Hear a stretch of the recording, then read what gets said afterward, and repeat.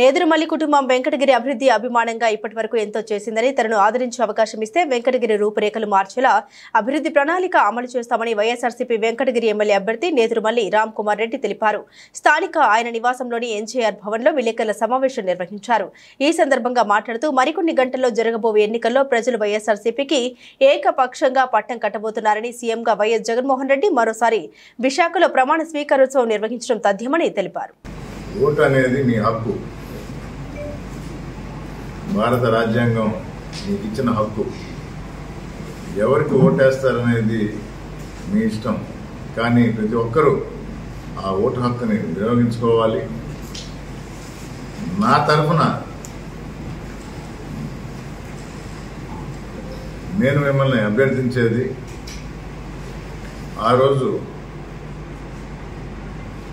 Ballot బాక్స్లో ఈవీఎంలో ballot బాక్స్లో ఇప్పుడు ఈవీఎం 2వ నంబర్ పైన నా పేరు ఉంటుంది, నేదురుమల్లి రామ్ కుమార్ రెడ్డి. పక్కన ఫ్యాన్ గుర్తుంటుంది, ఆ పక్కన బటన్ ఉంటుంది. ఆ బటన్ నొక్కండి, బీప్ సౌండ్ వచ్చేదాకా వెయిట్ చేయండి. మీరు నొక్కిన బటను ఆ బొమ్మ వస్తుంది, ఆ పేపర్ కనబడుతుంది.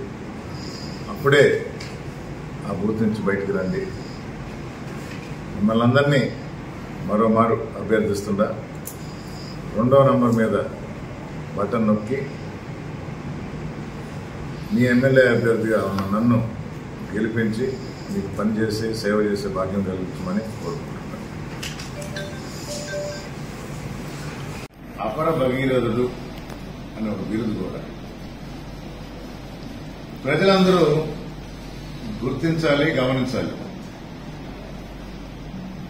ఇలాంటి వ్యక్తి మరోసారి ఎమ్మెల్యే చేయమని వెంకటగిరి నియోజకవర్గ ప్రజల ముందుకు వస్తున్నారు. 10 సంవత్సరాలు ఎమ్మెల్యేగా ఉన్నాడు.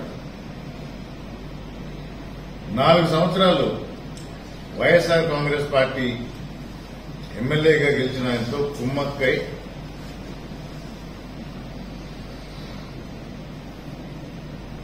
నియోజకవర్గ అభివృద్ధికి ఆటంకాలు కలిగిస్తూ ఉంటే మేము పార్టీ మనిషిగా ఆఫ్ రికార్డ్ పిలిచి పెద్దలు మందలిస్తుంటే నియోజకవర్గ ప్రజల కోసం ఒక్కసారి కూడా ఒక ప్రెస్ మీట్ పెట్టలేదు, ఒక నిరసన కార్యక్రమం చేయలేదు, ఎక్కడా ఎటువంటి మాట అనలేదు. అప్పటి ఎమ్మెల్యే ఆనం రామనారాయణ మీద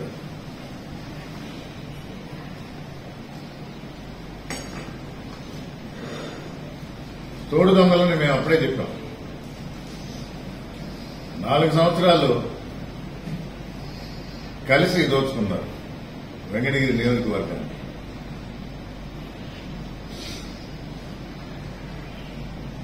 ఇప్పటికీ స్పష్టంగా అర్థమవుతుంది. పెళ్లి మండపంలో పెళ్లి కానుకలాగా రామనారాయణ రెడ్డి వచ్చి నా వర్గం వీళ్ళు అని రామకృష్ణ గారికి తాంబూలం లాగించిపోయారు.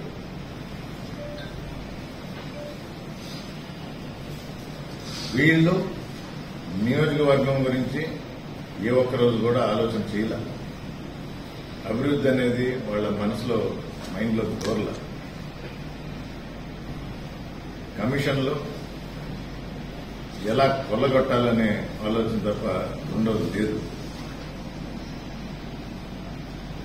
ఈ ప్రజలను అడుగుతుందా, వెంకటగిరి ప్రజలను అడుగుతుందా, ఎందుకు వేయాలి వీళ్ళకి ఓటు? మరీ ముఖ్యంగా మన వెంకటగిరి నియోజకవర్గంలో